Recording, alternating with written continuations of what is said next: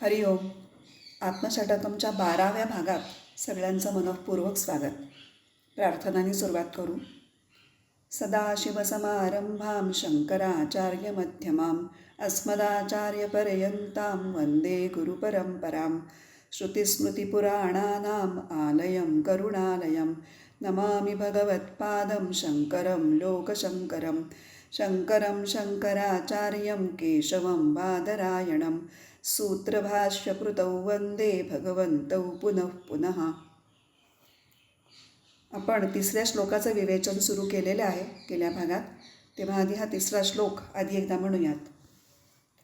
न मे द्वेष रागौ न मे लोभ मोहौ मदो नैव मे नैव मात्सर्य भावः न धर्मो न चार्थो न कामो न मोक्षः चिदानन्दरूप शिवोऽहं शिवोऽहं चिदानन्दरूप शिवोऽहं शिवोऽहं. गेल्या भागात आपण पाहिलं की राग आणि द्वेष ह्या मनाच्या वृत्ती आहेत आणि त्या अगदी स्वाभाविक वृत्ती आहेत आणि त्या प्रत्येक व्यक्तीच्या कारण शरीरामध्ये साठवल्या गेलेल्या ज्या वासना असतात त्यांच्यावर अवलंबून असतात, त्यामुळे त्या उपजतच असतात. आणि लोभ मोह मद मत्सर हे जे काही विकार आहेत हे सगळे मुळातील ह्या दोन वृत्तींमधूनच उद्भवतात. राग आणि द्वेषांचा संबंध हा मनाशी जे तादात्म्य होतं त्याच्याशी आहे. आणि मन हे काय आहे? एक उपकरण. आणि ते कोणाचं उपकरण आहे? जीवाचं. आता राग किंवा आसक्ती ह्या वृत्तीच्या मागे अनुकूल अशी संवेदना आहे आणि द्वेष या वृत्तीच्या मागे प्रतिकूल संवेदना आहे. पण मुळात कुठलीही संवेदना असण्यासाठी, अनुकूल म्हणा प्रतिकूल म्हणा, कुठलीही कमीत कमी 2 जणं लागतात. परंतु आत्मा हा एकमेवा द्वितीय अखंड एकरस असा आहे. मग इथे असं लक्षात घ्यायला लागेल की मी म्हणजे जीव जेव्हा द्वेष करतो तेव्हा जीवरूप मी हा आत्म्यापासून मला भिन्न समजतो. आणि जेव्हा ही भेदभावना मनात असते तेव्हाच राग किंवा द्वेष हे उत्पन्न होतात. आणि ज्या वेळेला एकत्वाचा अनुभव येतो तेव्हा मग ना द्वेष उरतो, ना शोक, ना मोह, ना आसक्ती. म्हणून म्हटलंय न मे द्वेष रागौ न मे लोभ मोहौ मदो नैव मे नैव मात्सर्य भावः. म्हणजे मूळचा जो मी आहे, ज्याला आपण शुद्ध अहम म्हटलेलं आहे उपदेशसार शिकताना, तो ना लोभी आहे ना मोहित आहे, तर त्याच्या ठिकाणी द्वेष आहे. पण जीव हा मात्र लोभी आहे, तो मोहात पडलेला आहे आणि त्याच्या ठिकाणी द्वेषही आहे. कारण जीवाला अधिक हवं आहे. त्याला वाटतंय की विषयात सुख आहे आणि म्हणून जितकी म्हणून सुखाची साधनं आहेत ती सगळी कमीच पडत आहेत आणि जीवाला लोभ सुटला आहे किंवा तो लोभाच्या आहारी जातो आहे. हे झालं लोभाचं. एखाद्या गोष्टीची जेव्हा धुंदी चढते तेव्हा त्याला मद असं म्हणतात. आणि असा मस्तीमध्ये राहणारा जो माणूस असतो ना, तो आतून मात्र फार धुमसत असतो, अस्वस्थ असतो तो. कारण त्याला एक प्रकारची असुरक्षितता आतून जाणवत असते. त्यामुळे कुणीही जराही कुठल्याही बाबतीत त्याच्यापुढे जात आहे अशी नुसती शंका जरी त्याला आली तरी त्याच्यातला मत्सर जागा होतो. मत्तः सरती इति मत्सरः असं मत्सराचं वर्णन केलेलं आहे. म्हणजे दुसरा माझ्यापुढे जातोय ही भावना. ह्या दुसऱ्याच्या उत्कर्षातून निर्माण होणाऱ्या रागाला ईर्ष्या असं म्हणतात. आणि ईर्ष्या वाढली की त्याचं रूपांतर होतं द्वेषात आणि द्वेष वाढला की त्याचं परिवर्तन होतं हिंसेत. असा माणूस अशांत होतो आणि त्याचा परिणाम म्हणून हार जीत, सुख दुःख असे सगळे द्वंद्व सुरू होतात. आणि जिथं द्वंद्व असतं तिथे अशांती असते आणि जिथे अशांती असते तिथे आत्मानुभव कसा येणार? आत्मानुभव ही परमसुखाची अवस्था आहे. आणि म्हणून गीतेमध्ये म्हटलं आहे अशांतस्य कुतः सुखम. म्हणून या मत्सराविषयी तुकाराम महाराज म्हणतात, कोण्याही जीवाचा न घडो मत्सर, वर्म सर्वेश्वर पूजनाचे. म्हणजे सगळ्यांमध्ये ईश्वर किंवा आत्मतत्वच भरून राहिलेलं आहे हे कळल्यानंतर कोण कोणाचा द्वेष किंवा मत्सर करणार. इथे उपदेशसारातला आपल्याला भक्तियोगातला श्लोक आठवतो, जगत ईषधी युक्त सेवनम अष्टमूर्तिभृत देवपूजनम. असं तर लोभ, मोह, मद, मत्सर वगैरे सगळ्या विकारांचं मूळ काय आहे तर राग आणि द्वेष. आणि ह्यांच्यापासनं म्हणजे एक प्रकारे मनाच्या आहारी जाण्यापासून जो स्वतःला रोखू शकतो अशा साधकाला काय लाभ होतो ते भगवद्गीतेच्या 2ऱ्या अध्यायातल्या 64व्या श्लोकामध्ये कसं सांगितलं आहे ते आपण पाहूयात. आधी श्लोक म्हणूयात. रागद्वेषवियुक्तैस्तु विषयानिंद्रियैश्चरन् आत्मवश्यैर्विधेयात्मा प्रसादमधिगच्छति. अन्वय सांगते. रागद्वेषवियुक्तैः आत्मवश्यैः इंद्रियैः विषयान् चरन् विधेयात्मा प्रसादम अधिगच्छति. मूळ वाक्य आहे विधेयात्मा प्रसादम अधिगच्छति. म्हणजे विधेयात्मा म्हणजे ज्यांनी स्वतःवर ताबा मिळवलेला आहे अशी व्यक्ती. तो काय मिळवतो. अधिगच्छति म्हणजे मिळवतो. काय मिळवतो. प्रसाद.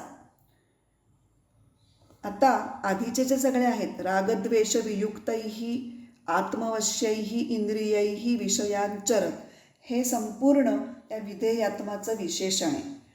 रागद्वेष वियुक्तैः म्हणजे रागद्वेषरहित, आत्मवश्यैः पूर्णपणे स्वतःच्या नियंत्रणाखाली असलेल्या इंद्रियांनी म्हणजे इंद्रियैः, विषयांचरन म्हणजे विषयात वावरणाऱ्या, म्हणजेच स्वतःवर ताबा मिळवलेल्या व्यक्तीला प्रसाद मिळतो. आता इथे प्रसाद म्हणजे काय आहे.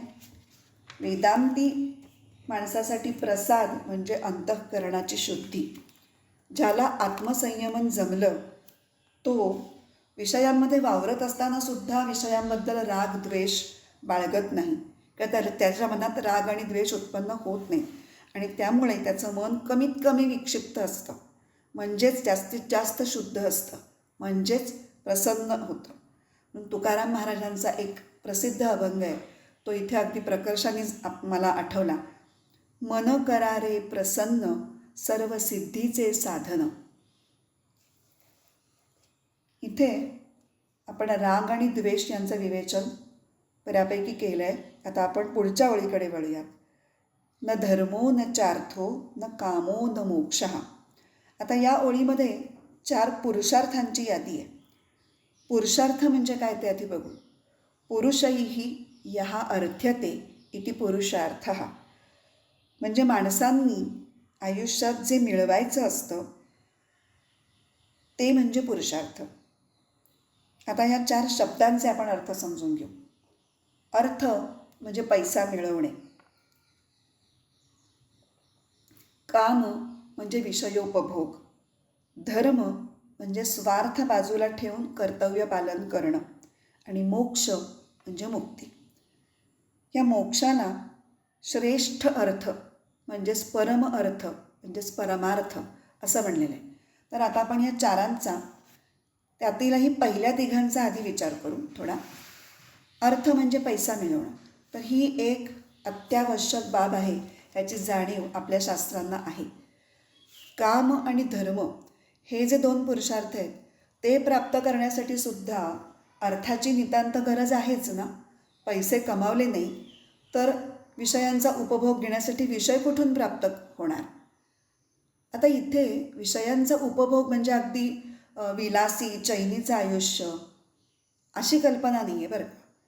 पण शरीराचं पोषण करणारं, आरोग्याचं रक्षण करणारं, मनाला शांती देणारं, सुख देणारं असं अन्न खाता आलं पाहिजे, असे कपडे घालता आले पाहिजेत, समाजात वावरताना आपली हेटाळणी होणार नाही इतपत आपल्याला राहता आलं पाहिजे राहणीनी.